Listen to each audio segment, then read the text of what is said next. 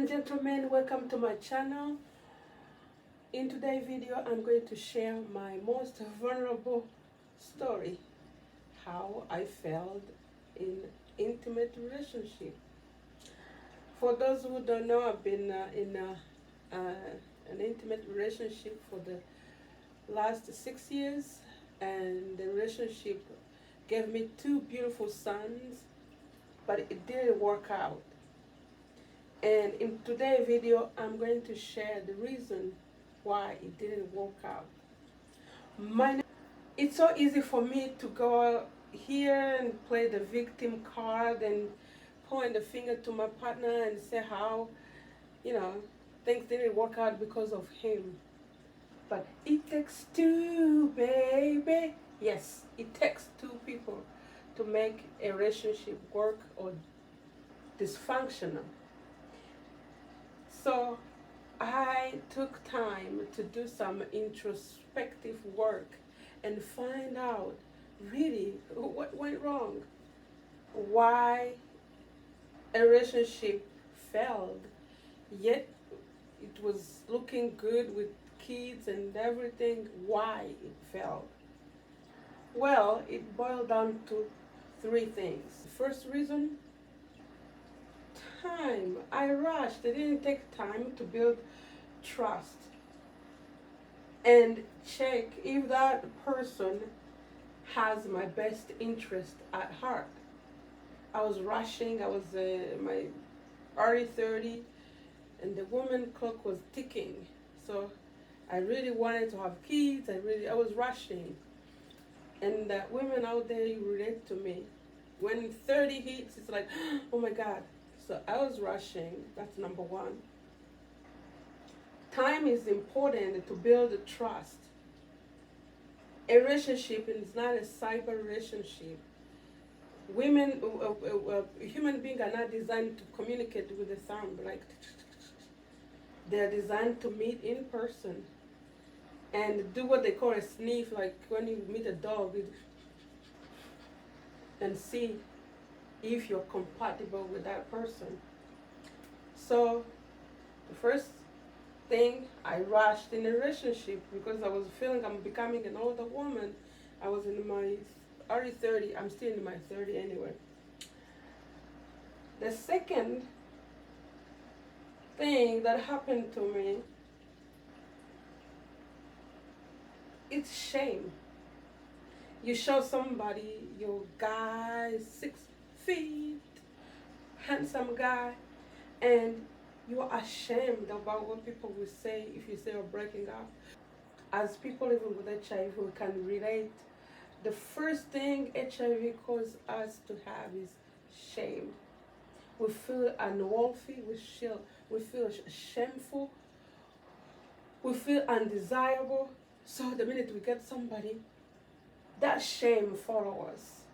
So all we do with the shame is trying to hide and make things look perfect, and not taking necessary steps to stop a relationship even when you see it's not working. So that happened to me, the shame. That shame I inherited the minute I learned that I live with HIV. The minute I learned that I was not a woman who would be able to have sex, have children, that shame, to try not to show that side of me that was weak, that brokenness that was in me, due to the noises. People think, hey, Clay's dying, Clay's doing this. So that caused me even to not call people when things were getting worse. Even when I saw that my life and the life of my kids were in danger, that shame, as empowered as I am, as an advocate as I am, shame. Another thing that caused me to be in this situation, lack of awareness that when we come in a relationship, we're a dysfunctional community, a community of people living with HIV. Most of us have past trauma, unhealed wounds, emotional stress, and we we drag all those luggage in a relationship. So I came in a relationship dragging all those things in a relationship. And also my partner came with his own luggage. Again, it boils down to shame. It boils down to those wounds and those emotional effect of HIV on us. So, number 3, hey, housekeeping systems. Guess what? I grew up as a child living with HIV. I was sheltered.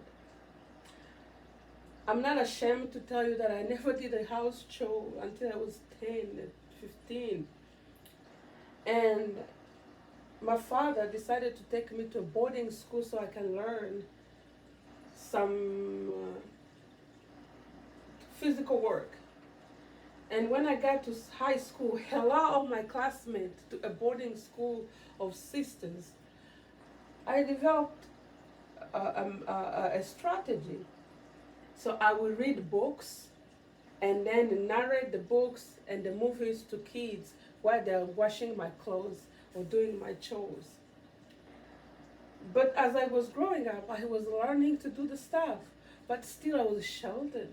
I'm the oldest in my family. So my sisters were doing everything for me. It's not that I didn't know how to do stuff, but I always had people organize the house. So organize how meals are prepared, how cleaning routines, everything.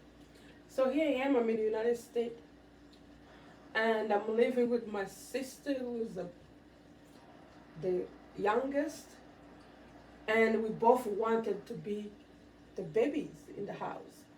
So it backfired. Bless my sister. She's a successful woman. She has the most organized household. She's a pride any parent can have. I'm so proud of my youngest sister and the woman she became. So for me, I know you clean, I know you cook, but I didn't have a system.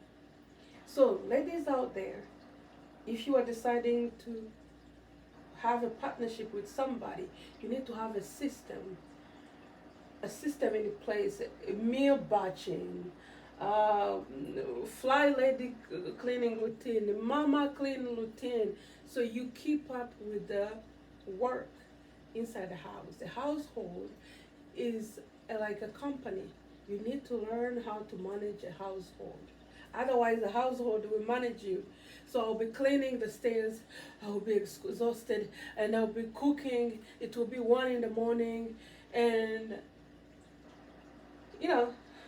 everything was falling apart. It's so easy to look at my partner and say, this is how he did me wrong. But it's my responsibility also to look what didn't go right. And I was super disorganized. And before having children, it was easy because I would catch up on the weekend. Now I had 2 kids. My kids are 15 months apart. It was crazy. Doing laundry, cooking, having a meal prepared, changing diaper, go to medical appointment, go to school. It was a challenge. This is where a person who has the best interest at heart take the opportunity to grow with you and help you and work with you to have a system that can work instead of putting you down, making you feel like you're not worthy. Because we don't have all the skills when we come in a relationship. But when it comes to use this, my brain, oh my goodness, I can do a lot of work. And number 4, compassionate communication. we are in a society where we have aggressive relationship, aggressive communication. We're always on defense, always trying to justify, you know, I'm right, I'm this, you know, instead of adopting compassionate communication. That was lacking in my house. It's all about, yeah, I'm right, I'm this, you this. You everyone are on defense. And the fourth one was lack of relationship skills. In a relationship, it's not about being right, it's about being kind.